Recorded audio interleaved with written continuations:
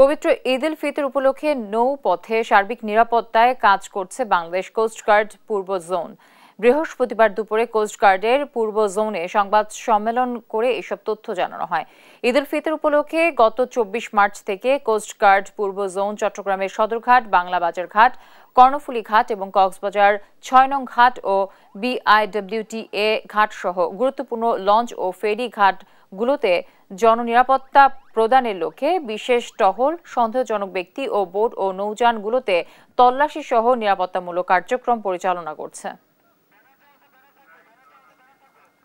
গত ২৪শে মার্চ ২০২৫ থেকে বাংলাদেশ কোস্টগার্ড পূর্ব জোন দুষ্কৃতিকারীরা যেন আসন্ন ঈদে কোনো ধরনের নাশকতামূলক কর্মকাণ্ড পরিচালনা করতে না পারে, সেজন্য সদা তৎপর রয়েছে বাংলাদেশ কোস্টগার্ডের প্রতিটি সদস্য।